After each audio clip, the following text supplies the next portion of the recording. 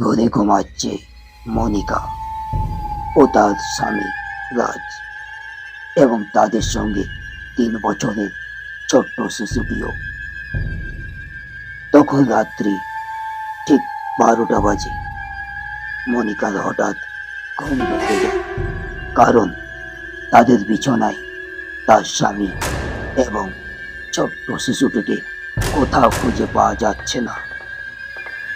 ঠিক এই সময় মনিকা বিছানা থেকে উঠে অমনি ইলেকট্রিক লাইটটা জ্বালানোর জন্য যেই বোর্ডের সুইচটা অন করে, মনিকার চোখের সামনে ইলেকট্রিক আলোতে যা দেখলো, তার স্বামী অর্থাৎ রাজ তার 3 বছরের ছোট্ট সেই শিশুটিকে ছিঁড়ে ছিঁড়ে কেউ শেষ করে দিয়েছে। এইসব কাণ্ড দেখে মনিকা জ্ঞান হারিয়ে ফেলে। তো বন্ধুরা, বিশ্বের প্রতিটি প্রাণী চায় তাদের সন্তানদেরকে ভালো করে রাখার, তাই তারা কত রকমেই বা কষ্ট করতে রাজি থাকে। কিন্তু এদিকে রাজ যে ছেলেকে শেষ পর্যন্ত নিজেই খেয়ে ফেলল। এই রহস্যময় কাহিনীটি জানার জন্য সম্পূর্ণ ভিডিওটা দেখুন। আর হ্যাঁ, কাহিনীটি ভালো লাগলে অবশ্যই চ্যানেলটিকে সাবস্ক্রাইব করুন এই রকমের কতগুলো গল্প পাওয়ার জন্য। 2-3 দিন বাদ মনিকা তার স্বামীকে এক অঘরী বাবার কাছে নিয়ে যায়। অঘরী বাবা তখন ধ্যানে মগ্ন।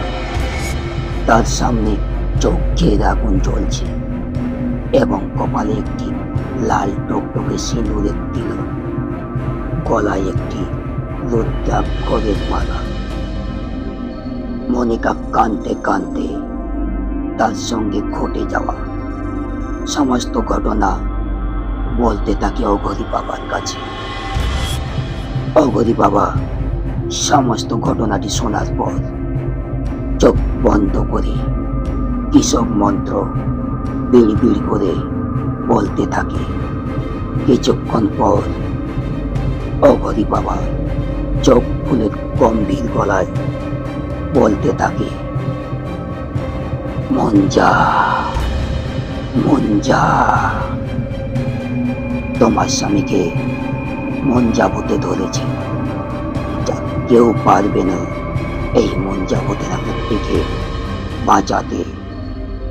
এদিকে মনিকা এবং তার স্বামী দুজনে ভয়ে থরথর কাঁপছে। মনিকা বলল, তাহলে কি কোনো বাঁচার উপায় নেই? অঘরী বাবা গম্ভীর হয়ে রইল এবং কিছুক্ষণ পর বলল, এমন ভূত যদি মাথাটা নেড়া, শরীরের একটি পয়দা এবং এরা বেশিরভাগ তেঁতুল গাছে থাকে। এরা বাচ্চাদের মতোই যেতে হয়। কোনো বাউল বংশের ছোট্ট শিশু পয়দা পড়ার পর কোনো কারণবশত যদি মৃত্যু হয়, সেই শিশুকে তেঁতুল গাছের তলায় দেওয়া হয়। পরে এই তেঁতুল গাছেই হয় তার বাসা। আর এই রহস্যময় তেঁতুল গাছকে কেউ যদি ভুল করে কেটে ফেলে বা ডাল ভেঙে ফেলে, মঞ্জা তার বংশ বরাবর পিড়িতে বাঁচতে থাকে। আর তোমার স্বামী এই মঞ্জার শিকার। এই কথা শোনার পর মনিকা ও তার স্বামী ভয়ে থরথর করে কাঁপতে থাকে। কিছুক্ষণ বাদ অঘরী বাবা মনিকার স্বামীর কপালে হাত দিয়ে যা বলে, তোমার স্বামী একদিন জঙ্গলে কাঠ আনতে গিয়েছিল। আর সেই রহস্যময় তেঁতুল গাছের ডাল ভেঙে নিয়ে আসাতে মঞ্জা তোমার স্বামীর পেছনে পড়ে যাবে। মনিকা অঘরি বাবাকে বলল, বাবা, কিছু তো একটা উপায় আছে। এ কথা শুনে অঘরি বাবা বলল, শেষ চেষ্টা একটা করতে পারি।